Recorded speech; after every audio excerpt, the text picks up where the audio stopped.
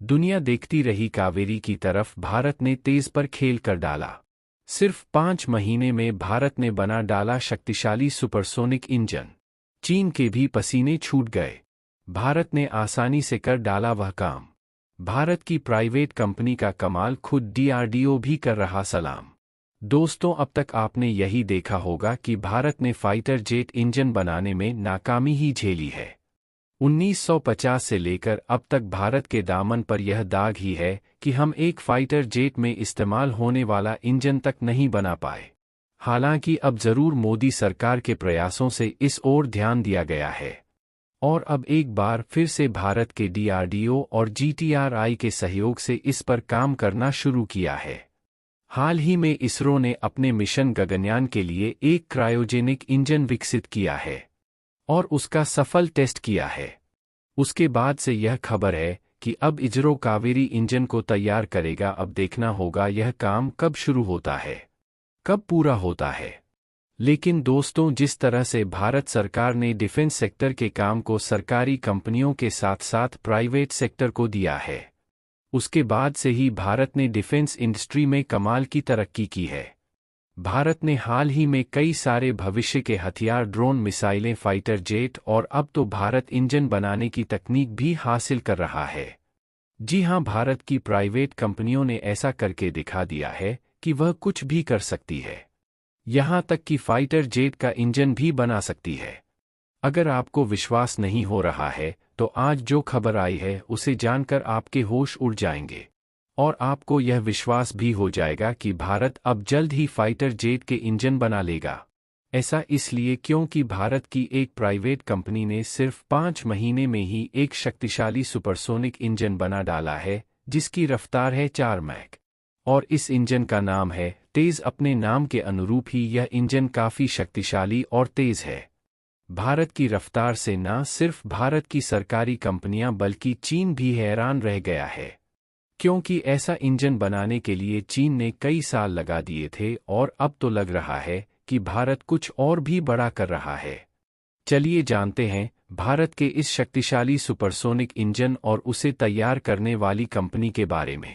साथ ही यह भी बताते हैं कि अब तेज इंजन के बनने से अब भारत एम का इंजन बनाने में कितना सफल हो पाएगा। दोस्तों, आपने सुना होगा कि ताकतवर वही होता है जिसके पास सबसे खतरनाक हथियार होते हैं, लेकिन असली ताकतवर वह है जो इन आश हथियारों को सुपर स्पीड में चलाने का हुनर भी जानता हो। और अब भारत ने इस हुनर में ऐसी बाजी मारी है कि दुनिया दंग रह गई है। अब तक तो भारत मिसाइलें बना रहा था, लेकिन अब भारत ऐसी मिसाइल बनाने की रेस में है जो आवाज से भी कई गुना तेज दौड़ेगी। और इसकी शुरुआत हो चुकी है एक दमदार सुपरसोनिक इंजन से जिसका नाम है तेज। नाम ही बताता है कि इसमें कितनी स्पीड होगी। यह कोई आम इंजन नहीं बल्कि एक सुपरसोनिक इंजन है जो आवाज की गति से 4 गुना ज्यादा तेज यानी माह 4 की स्पीड से चलता है। और सबसे हैरान करने वाली बात, इसे भारत की प्राइवेट कंपनी हाइप्रिक्स ने सिर्फ 5 महीनों में बना दिया है। यानी इतनी तेजी तो हमारे सरकारी अफसरों से फाइलें भी नहीं खींच सकती, लेकिन इस कंपनी ने ऐसा कर दिखाया है कि सब दंग रह गए हैं।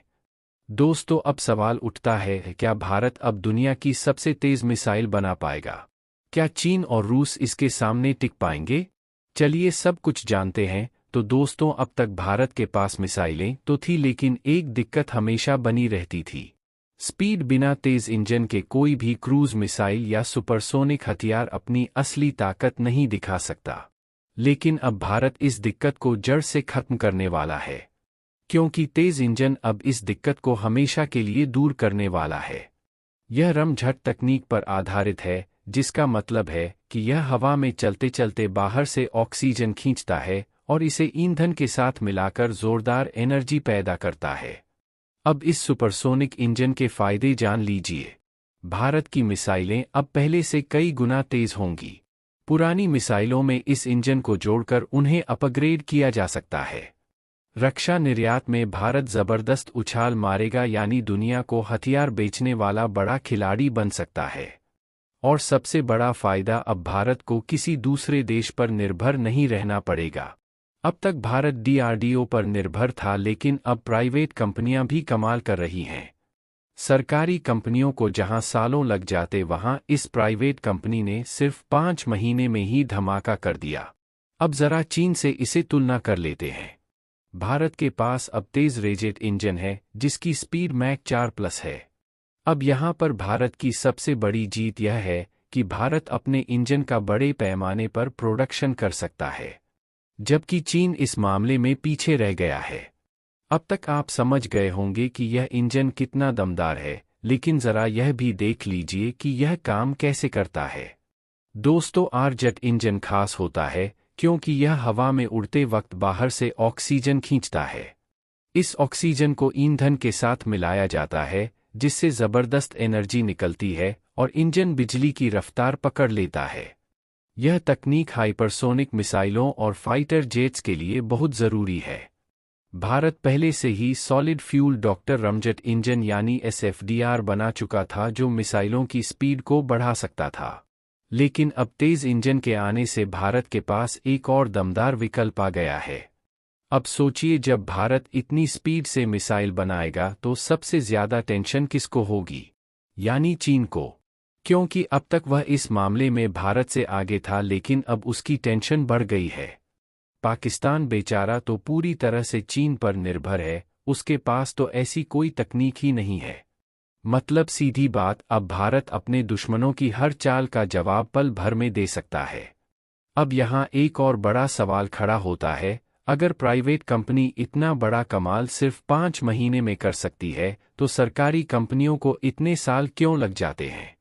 ये भी एक तरह से सोचने वाली बात है और इस पर काम करने की जरूरत है। हालांकि देखा जाए तो भारत के DRDO ने SFDR इंजन बनाया था, लेकिन उसके बाद गति धीमी हो गई।